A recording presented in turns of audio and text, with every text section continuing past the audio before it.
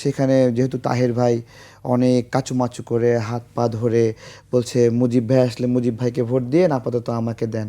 ঠিক আছে, তার মানে কি একজন একজন নির্বাচিত হওয়ার যোগ্য না, বাট সে রেলমন্ত্রী সাহেবের যোগ্যতাকে ধার নিয়ে নির্বাচিত হতে চায়। দেখুন, কোনো একটা বড় নির্বাচনে বড় একটা দল যদি নির্বাচনে না থাকে, জনগণের যে একটা মনের আকাঙ্ক্ষা, তাদের চাহিত যে জনপ্রতিনিধি সেটা আসতে পারে না পার্লামেন্টে, এবং সেটা না আসতে পারার ফলে অপেক্ষাকৃত দুর্বল একটা ব্যক্তি সেখানে আসে, যে জনগণের প্রতিনিধি না, জনগণের আকাঙ্ক্ষার ব্যক্তি না।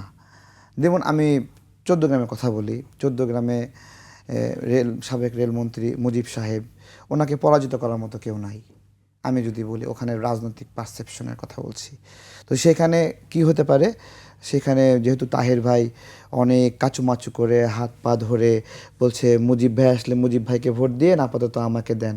ঠিক আছে, তার মানে কি একজন একজন নির্বাচিত হওয়ার যোগ্য না, বাট সে রেলমন্ত্রী সাহেবের যোগ্যতাকে ধার নিয়ে নির্বাচিত হতে চায়। তার মানে জনগণ তার চাহিত ব্যক্তিকে পাচ্ছে না।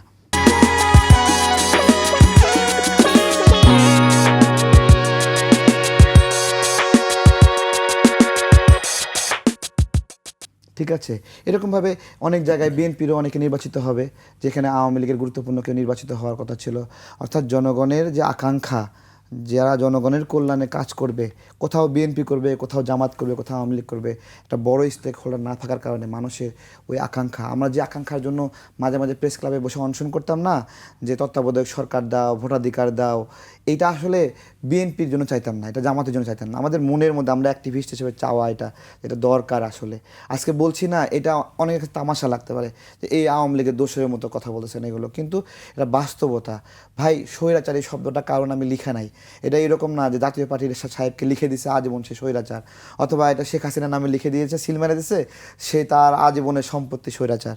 এটা যে কোনো সময় জামাতে ইসলাম হতে পারে, যে কোনো সময় বিএনপি হতে পারে, যে কেউ স্বৈরাচার। আসলে ক্ষমতা জিনিসটা নাই, মানুষের গা গরম করে দেয়। ন্যায় দায়িত্ব কিন্তু বাস্তবায়ন করে ক্ষমতা, দেখায় ক্ষমতা।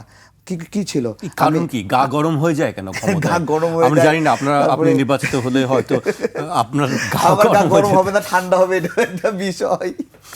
ঠিক আছে, কারণ কি ক্ষমতা? আমি যেটা মনে করি গা গরম হয় কেন, প্রত্যেকটা রাজনৈতিক কর্মী রাজনীতি করার আগে অ্যাক্টিভিজম করা উচিত। অ্যাক্টিভিজমে ক্ষুধা আছে, দারিদ্রতা আছে, লড়াই আছে, সংগ্রাম আছে, অনশন আছে, অবরোধ আছে। এই বিষয়গুলো যখন তিলে তিলে মানুষ করে না, মানুষের কষ্টগুলো ধাপে ধাপে বুঝতে পারে। প্রত্যেকটা রাজনৈতিক কর্মীর তার জীবনে কোনো একটা সময় অ্যাক্টিভিস্ট হওয়া উচিত, যাতে করে সে সমাজের পাসগুলো বুঝতে পারে। আমাদের রাজনৈতিক বন্দোবস্তের মধ্যে যারা আছে, তারা দেখা যায় একটা বড় ব্যবসায়ী, তার ব্যবসা টেকানোর জন্য রাজনীতি নামছে, অথবা সে সমাজের কোনো একটা অংশে বড় কিছু তার বাবা ছিল, সেখান থেকে সে লিগেসি পেয়ে হয়েছে। সত্যিকার প্রান্তিক পর্যায়ে রাজনৈতিক প্র্যাকটিসটা কিন্তু ঢাকা ভিতরে শাহবাগ কেন্দ্রিক, প্রেস ক্লাব কেন্দ্রিক, ঢাকা বিশ্ববিদ্যালয়, টিএসসি, রাজু ভাস্কর্য কেন্দ্রিক কিছু অ্যাক্টিভিজম জমে আসছে। এই জিনিসটা কিন্তু জেলা পর্যায়ে এই অ্যাক্টিভিজমটা প্রেস ক্লাব কেন্দ্রিক, জেলা প্রেস ক্লাব, উপজেলা প্রেস ক্লাব, এটা কিন্তু গড়ে ওঠে নাই। তো আমাদের এই জায়গাগুলো আমরা যারা অ্যাক্টিভিস্টরা আছি, অ্যাক্টিভিস্টদেরকে মানুষ নার্সিংও করে না। আমার এক বড় ভাই আছে, আপনার হলো করে মাঝে মধ্যে করে যদি আমার পক্ষে আপনি থাকেন। হ্যাঁ হ্যাঁ, আপনার ভূমিকাটা দেখে যে কারো পক্ষে গেল, যদি সে 200 টাকা 500 টাকা 1000 টাকা পাঠায় দিয়ে বলে চা খায়েন, ঠিক আছে। কিন্তু বাস্তবে তারা অনেক, আমার একটা বড় ভাই আছে, তিনি দীর্ঘদিন ধরে অ্যাক্টিভিজম করছেন, সেই সেনা শাসনের সময় থেকে লড়াই করছেন, এবং 11-11 সময় উনি অনেক দিন অনশনও করেছিলেন।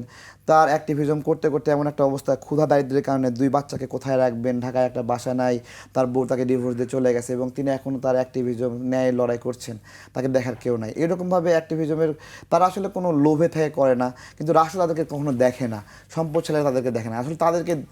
আসলে তাদেরকে কেউ পৃষ্ঠপোষকতা করতে ভয় পায়, কারণ অ্যাক্টিভিস্টরা এমন যে তাকে পৃষ্ঠপোষকতা করতেছে তারও যদি কোনো দুর্নীতি পায় ঠাস করে বলে দিবে।